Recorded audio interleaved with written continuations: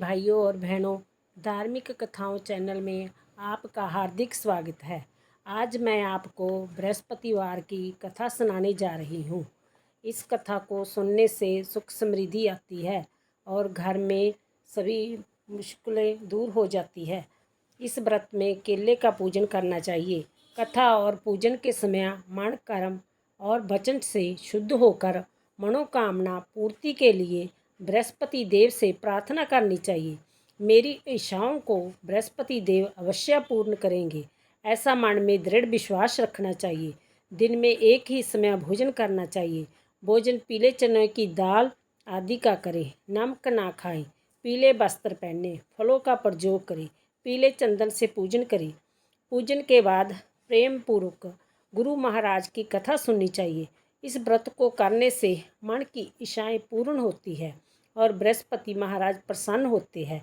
धन, विद्या, पुत्र तथा मनोवांछित फल की प्राप्ति होती है। परिवार में सुख तथा शांति रहती है। इसलिए जय व्रत सर्वश्रेष्ठ और फलदायक है। बृहस्पति व्रत की कथा। एक बड़ा धनवान साहूकार था। उसकी स्त्री बड़ी कंजूस थी, कभी दान पुण्य नहीं करती थी। एक बृहस्पतिवार के दिन एक साधु उसके द्वार पर भिक्षा मांगने आया।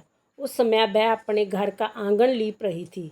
साधु ने आवाज लगाई, पर उसने कुछ नहीं दिया। साधु चला गया। दूसरे दिन साधु फिर आया। उस दिन स्त्री लड़के को खाना खिला रही थी, इसलिए उसे उस दिन भी उसने कुछ नहीं दिया। साधु बेचारा फिर चला गया। तीसरे दिन फिर उसने साधु को टाल देना चाहा। तब साधु ने उससे पूछा कि क्या किसी समय तुमको फुर्सत नहीं रहती? यदि ऐसा हो जाए कि तुमको हमेशा फुर्सत रहे, तब तो तुम मुझको दक्षिणा दे सकेंगी। स्त्री बोली कि यदि ऐसा हो जाए तो आपकी बड़ी कृपा होगी। बाबा ने कहा, तब तुम मेरा कहना मानो। बृहस्पति के दिन सब घर का कूड़ा झाड़ू कर गाय भैंसों की थान में लगा दिया जाए। फिर सिर से स्नान किया करो और अपने घर वाले से कह दो कि लोग बृहस्पतिवार को अवश्य बाल बनवाया करे। तब जब रसोई बनाया करे तब सिद्ध हुए सब पदार्थ चूल्हे के सामने न रख कर चूल्हे के पीछे रखा करो और शाम को कुछ देर के बाद दिया जलाया करो। इन सब कामों से को लगातार 4 बृहस्पतिवार करने से ईश्वर चाहेगा तो तुमको फिर कोई काम करने को ना रहेगा। काफ़ी अवकाश रहा करेगा, परंतु मुझे दक्षिणा दिया करना। स्त्री ने कहा, यदि आपकी बताई तकरीब से मुझको काफ़ी अवकाश मिला तो अवश्य दक्षिणा दूंगी। बाबा विधि बतला कर चला गया। साहूकारनी उसके कहे अनुसार सब काम करने लगी। कुछ दिनों के बाद उसको जय दशा होगी कि उसके घर जो धन धन्य का ढेर लगा रहता था वह समाप्त हो गया और उसको खाने पीने के लाले पड़ गए। कुछ दिनों के बाद फिर साधु आया। उसने पूर्व आवाज़ लगाई। साहूकारनी तुरंत बाहर दौड़ी और बाबा जी के पैरों पर गिरकर बोली कि आपने अच्छी विधि बताई। अब तो मुझे खाने को भी अन्न नहीं मिलता, तुम तो दक्षिणा दूं तो क्या दूं?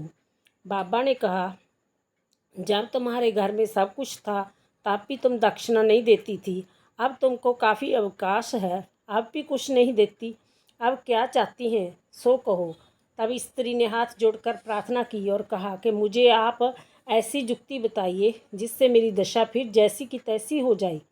अब मैं वचन देती हूँ कि आप जो उपदेश देंगे उसी का अनुसरण करूँगी। तब साधु ने कहा, आपके घर वालों से कह दो कि वह शुक्रवार या बुधवार को बाल बनवाया करे। तुम भी सूर्यदेव के पूर्व सोकर उठना, घर में खूब सफाई रखना, संध्या को ठीक समय पर दिया जलाना, रसोई बनाकर चूल्हे के सामने रखना, भूखे प्यासे को अन्न जल देना और बहन भांजे को उचित दान मान से संतुष्ट रखना। इतना कहकर साधु चला गया। स्त्री साधु के आदेश अनुसार रहने लगी। इससे थोड़े ही दिनों में उसका भंडार भरपूर हो गया। जिस तरह उसका भंडार भरपूर किया, बृहस्पति जी सबका करे। ऐसे ही है, जैसी जिसकी मनोकामनाएं होती है सभी को पूर्ण करते हैं।